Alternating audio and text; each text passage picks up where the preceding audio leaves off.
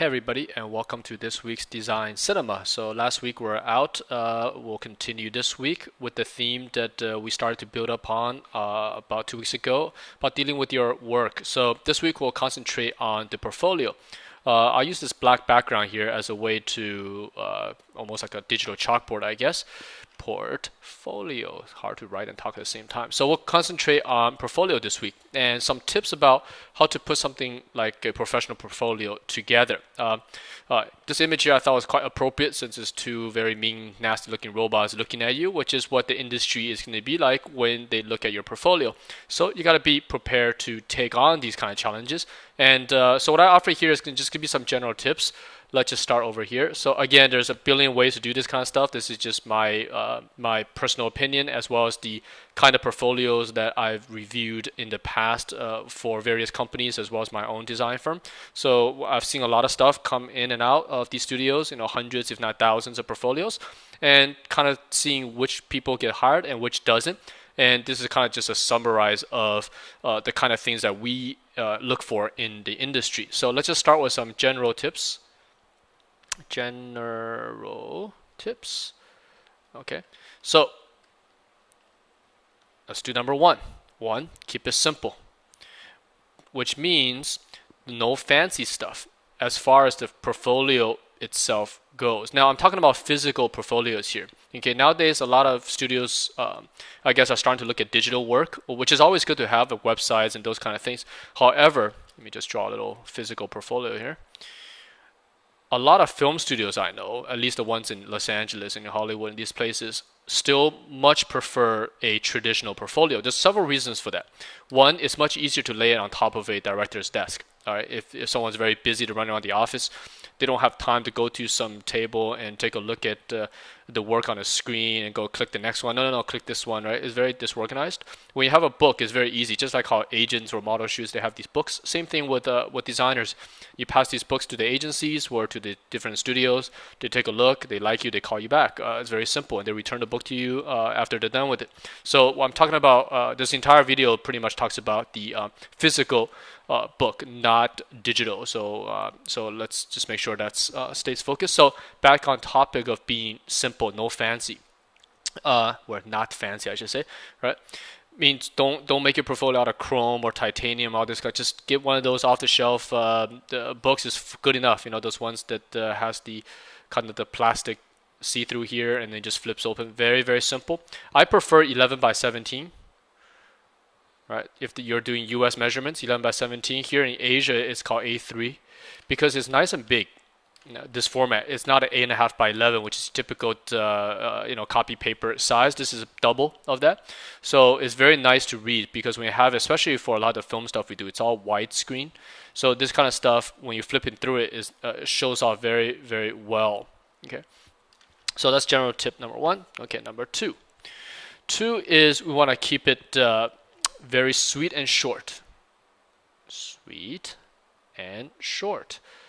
What that means is you probably only want to include somewhere between 25, maybe 35 pieces at most. Okay, of your best work. And I'll get to that in a second.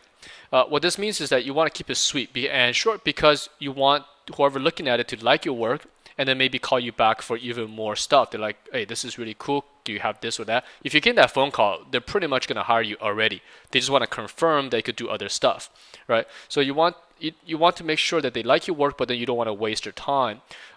Typical portfolio review in studios happens very, very quickly. When I look through stuff, it's literally seconds, maybe under 30 seconds. You're looking through people's work. So you don't want to bore them. Nor do you want to include just a bunch of random work that has no relevance to the industry, and which I'll get to in a second here. Okay, now about the general layout itself. So we'll go to number 3. Let's move it over here so we have more room. I like this kind of format because it's sort of how I design it. So I just one idea flow into another. Okay, number 3 is best work. Now you could distribute your work quite evenly, even if all the 20 or 30 pieces are your best work. You can still float the eye, and generally speaking, the best work is always in the front. You open with something very, very nice, and you end it with something very, very nice. So your first maybe 5 images are good, and your last 5 images are very good, and then the rest of the stuff that you think is not your best, I mean, it's your best work, but these 5 here are your top stuff, right? Goes in the middle. This is a good layout. It's because, why we put in the back? Most portfolios, if you look at it, it's like this, right? So when they open it, they take the entire stuff, or even me, or most art directors, they take the whole stack like this, and we'll have some videos showing you this kind of stuff, right? And we hold it up here and let it flip down. So the first image that drops down is actually your last image. You see, I don't know too many that actually opens up the right way, meaning that they open, the traditional way of looking at first image, second image. Most directors, these guys, they flip through all this way because it's faster. They let the image drop so they don't have to flip, right? And keep in mind that they spend about 30 seconds or something looking at this kind of stuff. Very, very quick flow. Because you can always tell when someone's already pretty good. Their portfolio is strong within the first 3-4 images, you can already tell. So once they see enough, they go, okay, good enough, call this guy in, right? Then they want to find out about your personality. Can you work in a team? What is your, your working experience, all that kind of stuff. So once they call you in, you pretty much got the job anyways. So that's number 3. Okay, and then let's go 4. Which is a mix of designs, especially for a general portfolio. And this generally in the film industry or even games, I'm sure it's exactly the same, breaks into a couple of categories. So you have characters, right? You breaks down to creatures, which are similar to characters. You also get things like, put that here, environments and sets. Environments plus sets. All right, you're gonna get some bonus stuff such as props, like weapons, general things like that.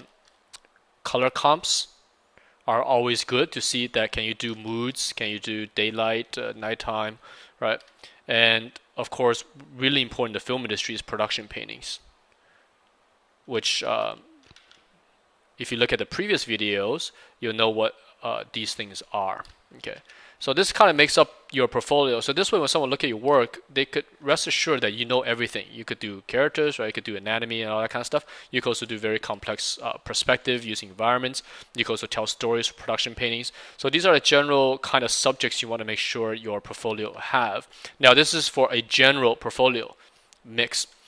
Later, I'll get to specific portfolios, and I'll show you some of that on video as well, because certain companies will request to see not only this, they want to see can you do specific type of things, especially for films, because in general, if they're doing for a sci-fi film, they want to see sci-fi work. It's not like, oh, you draw pretty well, so then can you maybe do this one? No, they want to see sort of exactly who they're going to hire and what the work will look like. Okay.